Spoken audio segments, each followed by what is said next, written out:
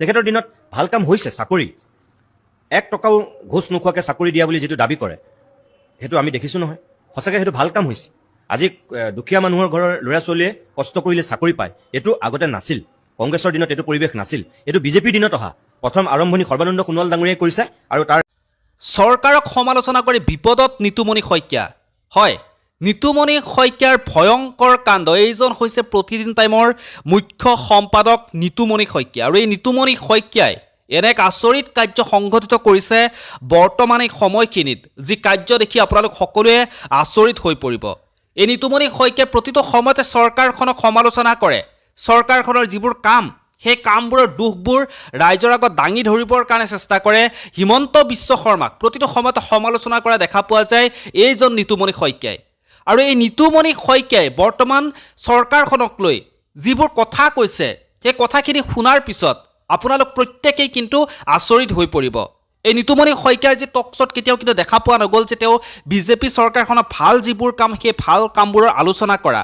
কিন্তু আজিৰ এটা বিশেষ অনুষ্ঠানত এজন সাংবাদিকে যেতিয়া নিতুমণি শইকীয়াক তেওঁ সুধিছিল বিজেপি চৰকাৰখনৰ কথা, তেওঁ এনেকুৱা কিছুমান কথা ক'লে, যিখিনি কথা শুনাৰ পিছত গম পোৱা গ'ল, অনুমান কৰিব পৰা গৈছে যে হিমন্ত বিশ্ব শৰ্মাৰ ভয়ত এক প্ৰকাৰ বৰ্তমান সময়ত এই নিতুমণি শইকীয়াই কথাৰ সুৰ সলনি কৰিছে।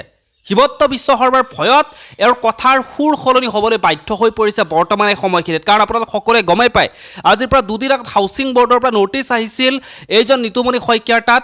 হাউচিং বৰ্ডৰ যি ঘৰ, সেই ঘৰ খালী কৰি দিবলৈ কোৱা হৈছিল নিতুমণি শইকীয়াক। এখন নটিচ পঠোৱা হৈছিল। সেই নটিচত লিখা আছিল যে তেওঁ যি ঘৰ, সেই ঘৰ খালী কৰি দিব লাগে। আৰু সেই কাৰ্যক নিতুমণি শইকীয়াই চৰকাৰে এক প্ৰকাৰ আক্ৰোশমূলকভাৱে নিতুমণি শইকীয়াক সেই ঘৰ খালী কৰিবৰ কাৰণে কোৱা বুলি নিতুমণি শইকীয়াই নিজে টেলিভিছন চেনেলত জনাইছিল। আৰু সেই নিতুমণি শইকীয়াৰে কিন্তু বৰ্তমান সময়ৰ যিবোৰ কথা বিজেপি চৰকাৰখনক লৈ যিখিনি কথা ক'লে, সেই কথাখিনি সম্পূৰ্ণৰূপে বিপৰীত। বিজেপিৰ গুণগান বখানি পঞ্চমুগ্ধ হৈ পৰিছে বৰ্তমান সময়ত নিতুমণি শইকীয়া। আচলতে কিহৰ ভয়ত, কিহৰ শংকাত এই নিতুমণি শইকীয়াই এবাৰ পাভল উঠি মাৰিব লগা হ'ল, সেয়া আপোনালোক সকলোৱে হয়তো অনুমান কৰিব পাৰিছে, সকলোৱে হয়তো গম পাইছে। আৰু মই বেছি কথা কৈ নাথাকি আপোনালোকক মই দেখুৱাবৰ কাৰণে চেষ্টা কৰিছোঁ নিতুমণি শইকীয়াই কি কৈছে হিমন্ত বিশ্ব শৰ্মাৰ চৰকাৰখনৰ বিষয়ে। আহক আমি সকলোৱে মিলি এবাৰ চাওঁ। চকুৰ কুটা দাঁতৰ খোল নহয়, কিন্তু তেখেতৰ মই এজন ভাল শুভাকাংক্ষী। মই এনেই ক'ব লাগে কাৰণে নাই কোৱা। তেখেতৰ অসমখনত দৰকাৰ আছে। এই যে বিয়োগাত্মক আৰু ঋণাত্মক মানসিকতাৰ কাম কাজবিলাক বাদ দি যদি অকল ধনাত্মক আৰু যোগাত্মক চিন্তাধাৰাৰে তেওঁ যদি পজিটিভ ৰাজনীতি কৰিলেহেঁতেন, মই তেখেতৰ 100 কোটিবাৰ মই শলাগ ল'লোহেঁতেন, প্ৰণিপাত জনালোহেঁতেন। কিন্তু সেই যোগাত্মক আৰু ধনাত্মক কামখিনিৰ লগতে তেওঁ ইমান বিয়োগাত্মক আৰু ঋণাত্মক কিছুমান কাম কাজ কৰে, কথা বতৰা কয়, আচৰণ কৰে, মই সেইখিনিৰ সদায় বিৰোধী। গতিকে মই সেই বেয়া হিমন্ত বিশ্ব শৰ্মাৰ বেয়া দিশটোৰহে মই সমালোচক। মই ভাল দিশটোৰ মই তেখেতৰ সদায় প্ৰশংসা কৰোঁ। তেখেতৰ দিনত ভাল কাম হৈছে, চাকৰি 1 টকাও ঘোষ নোখোৱাকৈ চাকৰি দিয়া বুলি যিটো দাবী কৰে সেইটো আমি দেখিছোঁ নহয়। সঁচাকৈ সেইটো ভাল কাম হৈছে। আজি দুখীয়া মানুহৰ ঘৰৰ ল'ৰা ছোৱালীয়ে কষ্ট কৰিলে চাকৰি পায়, এইটো আগতে নাছিল।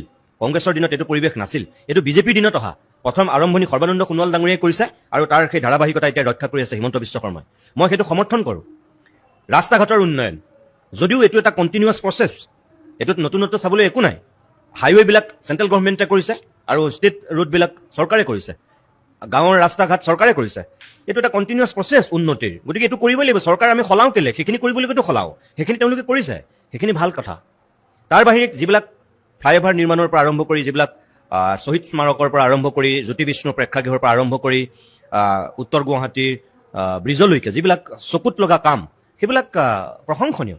তেখেতৰ দিনত কামৰ গতিও খুব ক্ষীপ্ৰ, মই এইটো স্বীকাৰ কৰিম। আৰু এতিয়া টেকন'লজিও খুব ডেভেলপ হৈছে কাৰণে আগৰ নিচিনা দীঘলীয়া এটা সময় নালাগে। আজিকালি খুব শ্বৰ্ট টাইমৰ ভিতৰত কাম সমাপন কৰা এটা যিহেতু টেকন'লজি ওলালে, সেইফালৰ পৰা কামবিলাক খুব ফাষ্ট হয়। সেইকাৰণে তেখেতক সাধুবাদ দিবই লাগিব সেইখিনি।